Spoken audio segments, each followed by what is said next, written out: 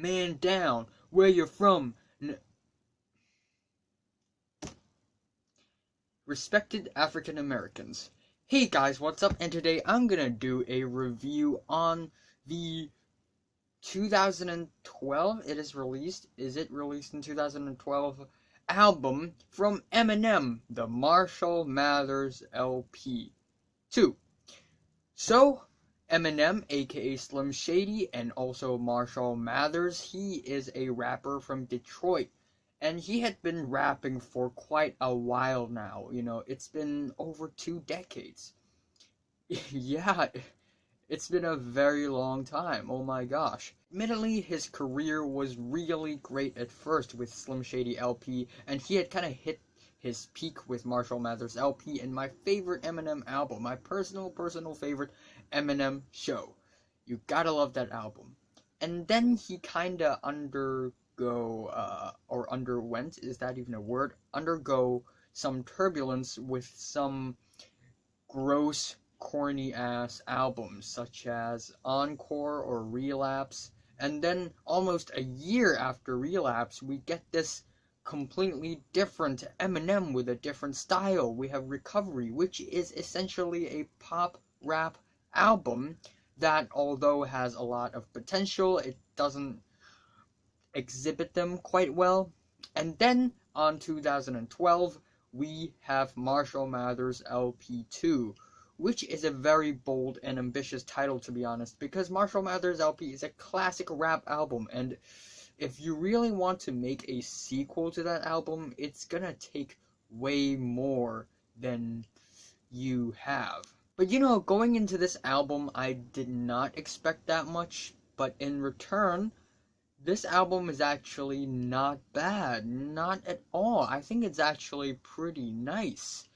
You know, this album, first of all, is extremely funny. Although there are jokes that don't land, there are corny, immature jokes that are offensive and insulting, and not that because they are offensive, but it's because they're kind of immature, so they don't land. But other than that, there are also jokes that actually kind of crack me up a little. And there are also a handful of comedic tracks on this album that I would have a laugh to. And the personality on this album is amazing. The personality that Eminem portrays on this album is very vivid and lively, and his image is just very, very existing in this album. And on this album, the reason why that Eminem's personality shines is because he is both self-hating and yet arrogant on this album, and he is aware of both sides.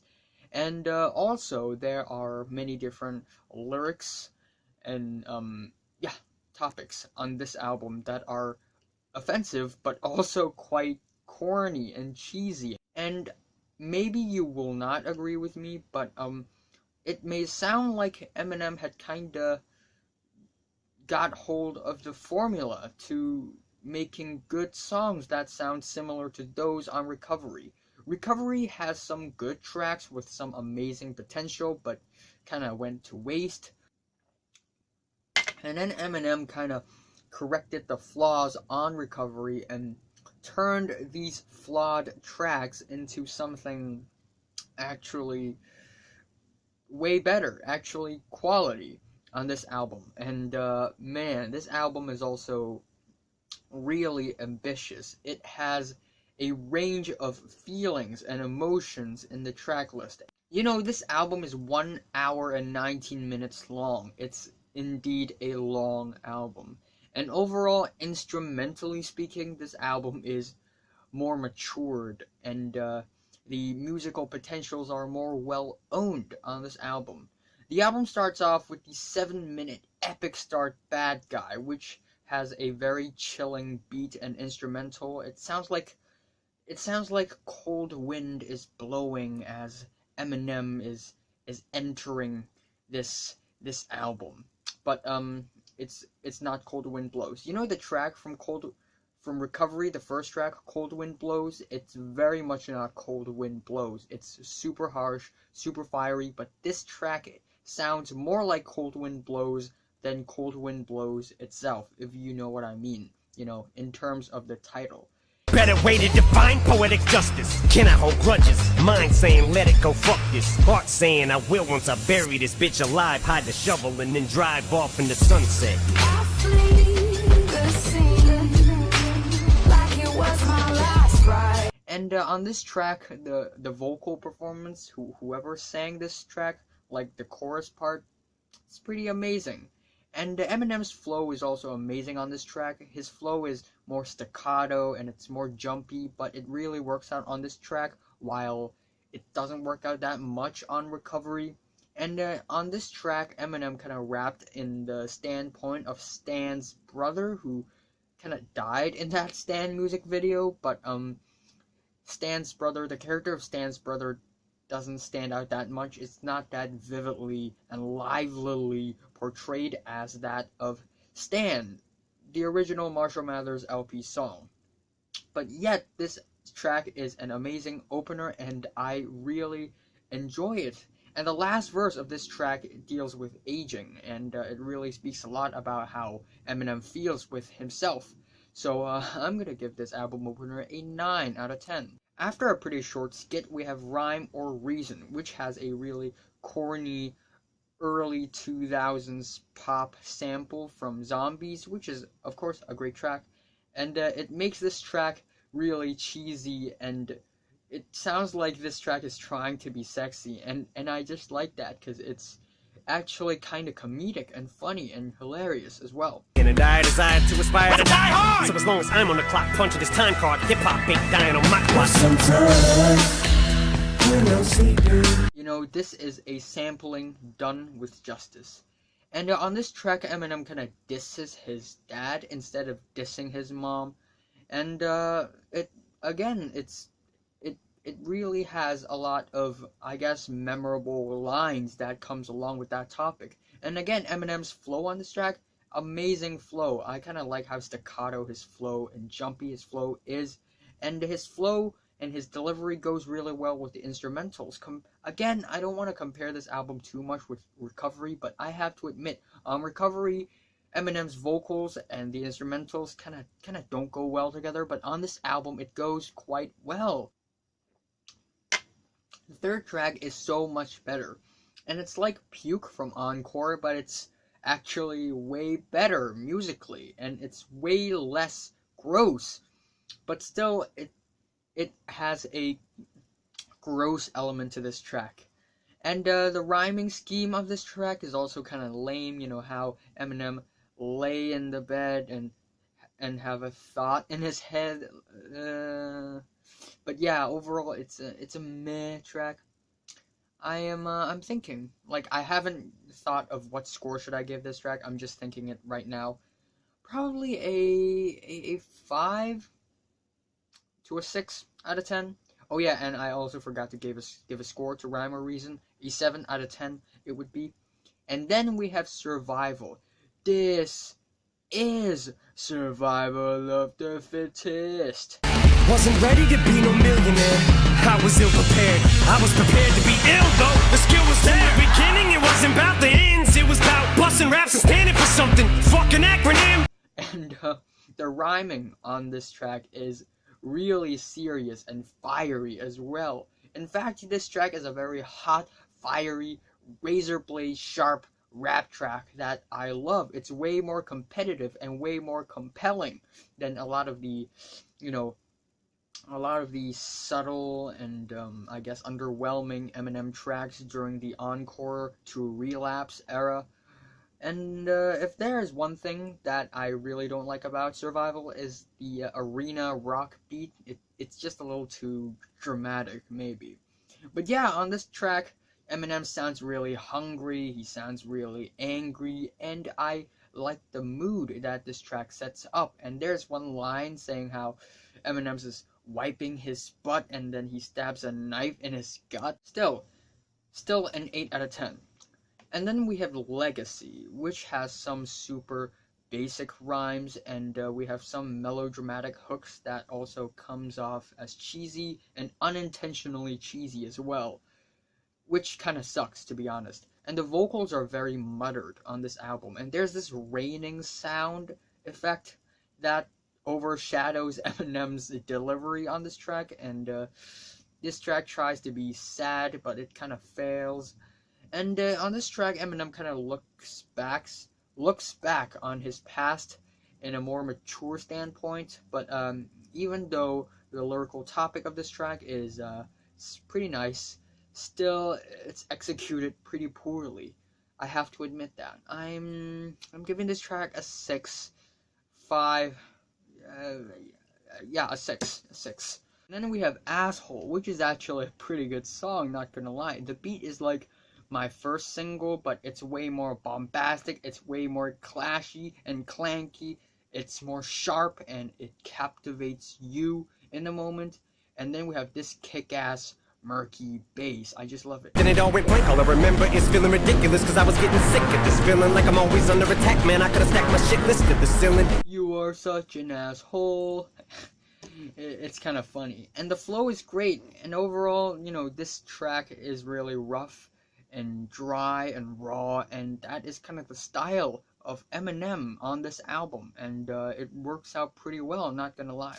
And then we have Berzerk, which is one of the earlier Eminem songs I had ever heard. I first heard this song when I was 11 years old, around that age. Yeah, when I was 11, 12, somewhere around this age. And not gonna lie, I like this track, and not only because of the nostalgia factor, because it kind of brings me back to when I was 11 or 12, but it's actually a really catchy and fun song, not gonna lie. It's a poppy, party, hardcore rap track that that's really rough and dry and raw, but fun as well. We're gonna rock this house until we knock it down, so turn the volume loud. I forgot the lyrics. Let's bring it back to that vintage slim bitch. The order NC in mixed with Da Vinci and NC Rin. And I don't mean Stimpy's friend bitch. Been public enemy since you thought PE was gym bitch. Shoes off, let your hair down. All night long. Anyway, I actually like this track. I'm giving Berzerk a 9 out of 10. And I'm also giving Asshole an 8. And then we have Rap God, which is also one of the earlier Eminem tracks I had ever heard. Actually, the second Eminem track I have ever heard in my life, admittedly. You know, when I was young, I really liked this track because of Eminem's insane performance on this track. I actually memorized all the lyrics at one point, but now I have forgot it all, so never mind. You know, on this track, the beat is actually kind of basic. You know, it's plastic and bouncy. It has this dubstep flavor to it, I guess. It's kind of forgettable, but Eminem's performance is mind-blowing. And this is also an iconic Eminem track, an iconic new age Eminem track because of the fast verse. And although there are lines on this track that I don't like that much now, like that line about battering woman without making a batter, and then that gay looking boy, but there are also lines that I love on this track, like the Hall of Fame, Ball of Flame, Alcohol of Wall of Shame. That one's really cool. And man, that I'm gonna try to sing that verse. Oh my gosh. Yeah, I'm gonna fail miserably, but I'm gonna try. Lama, you assuming I'm a human. What I gotta do to get it through? I'm superhuman, innovative, and I made a rubber so that everything you say is ricocheting off of me, and it'll glue to you. And devastating more than ever, demonstrating how to give a motherfucking audience, feel it levitating, never fading. And I know the haters are forever waiting for the day that elevator music. Damn, I'm thirsty. To meet Run DMC and induct him into the motherfucking rockin' Roll Hall of Fame. Even though I walk in the church in person, a ball of flames. Only Hall of Fame I'll be inducted in is the Alcohol of Fame on the wall of shame. I'm giving Rap God an 8, a 7 to an 8, but I think maybe an 8 is too generous. But then this track, his performance, again, you know, I think Eminem should have won the Grammy Award for Best Rap Performance, but Kendrick Lamar's I should win Best Rap Song, which it did. So yeah.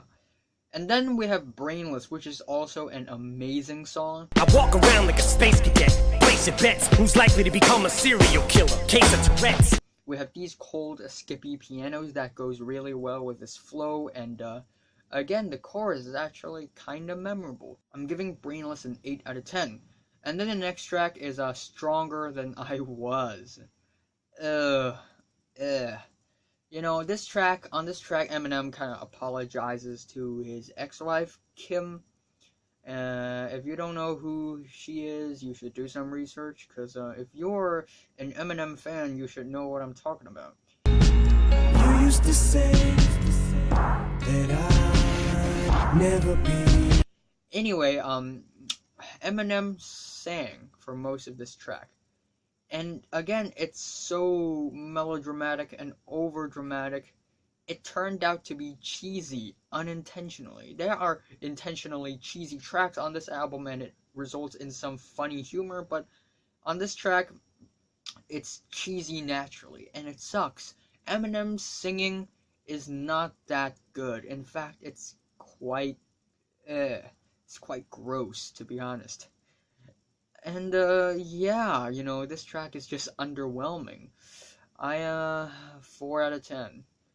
But then we have The Monster, probably one of the bigger singles of this album. And let's face it, guys, I know I've been telling you that Berzerk and Rap God are one of my earlier songs that I've heard from Eminem, but The Monster is truly the first ever song I had heard from Eminem. I heard it in the radio one time I got back from school when I was in grade 5, I think, and I was like, wow, that's a good song. So I looked it up, Eminem, The Monster, and wow, this track, it gives the nostalgia, the feels, the nostalgia is real. I wanted the fame, but not the cover of Newsweek. Oh well, guess beggars can't be choosy. Wanted to receive attention from my music. Wanted to be left alone in public, excuse me. You know, I used to memorize all the lyrics of this track as well. Like that, yeah, I completely forgot it now, but I used to memorize the whole thing.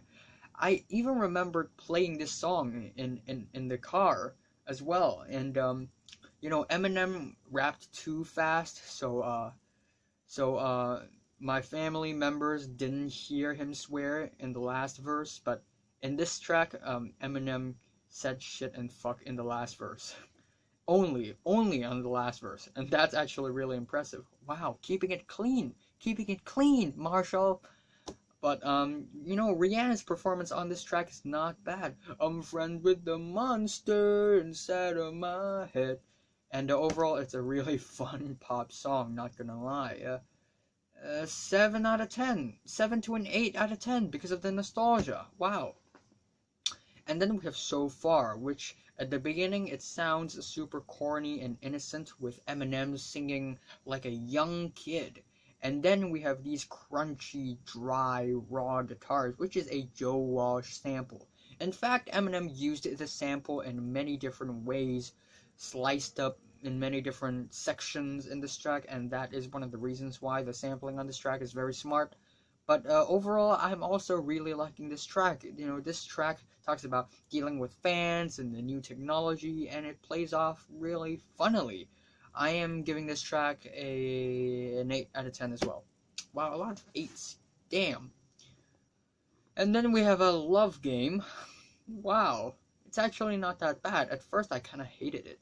But the more I listen to it, the more it grows on me. And now I actually kind of like it. It's a very cartoony and funny and comedic track. It's Eminem's comedy in its most comedic. She doesn't love me. She doesn't love me no more. That's my Kendrick Lamar impression. That young Kendrick, by the way. He doesn't sound like this when, like now. But yeah, Kendrick Lamar is amazing. And his verses here accompanies really well with Eminem's verses, actually. And I'm a sucker for love and you're a sucker for dick. And overall, it's a really funny, poppy track. Yeah, I'm feeling an 8 as well. And then we have Headlights, featuring Nate Roos, the frontman of the band Fun. Again, when I was 10 or 11, I really love mainstream pop music. Fun, Maroon 5. I don't want to talk about it. I'll get embarrassed. Anyway, Nate Russ's vocal performance is not bad. His vocals are very smooth and plastic. It sounds like it's auto-tuned, but it's not. It's because Nate Russ's vocals are actually that, I guess, on point and on note, I guess. But his vocals are pretty great on this track. That's when I realized you were sick and it wasn't fixable or changeable. And to this day we remain estranged, and I hate it though, but I guess we are who we are. And on this track, Eminem showed his tender side. And it gets very emotional and powerful because on this track, Eminem kind of forgives his mother. On Cleaning Out My Closet, Eminem kind of harshly and angrily dissed his mom in the most brutal way ever, saying how she should burn in hell. And wow, I mean, it's really gut-wrenching. On this track, Eminem kind of redeems himself, and the chorus of this track is not bad, not at all. And yeah, this track is really emotional and powerful and immense, and it is a real tear-jerker. However, Mockingbird is the number one tear-jerker from Eminem for me. Anyway, the album ends off with Evil Twin, another 7-minute long epic monster album ending. In fact, I think the last 4 tracks of the Marshall Mathers LP2 are incredibly solid, and man, I just love how this album ends off.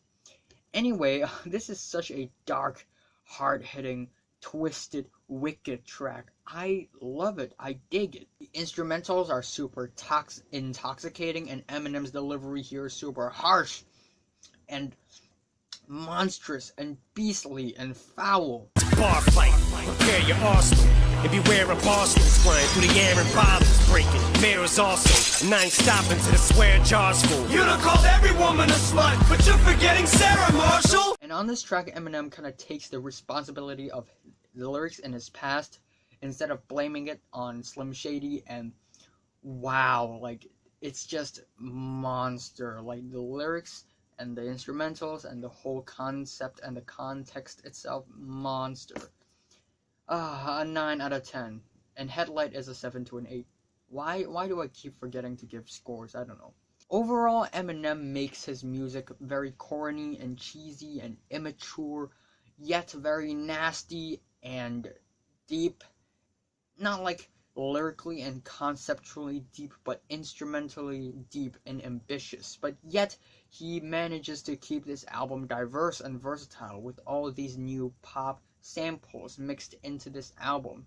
It's like Recovery, but again, instrumentally speaking, way more matured. And on this album, Eminem reflects on his past and talks about his present and future.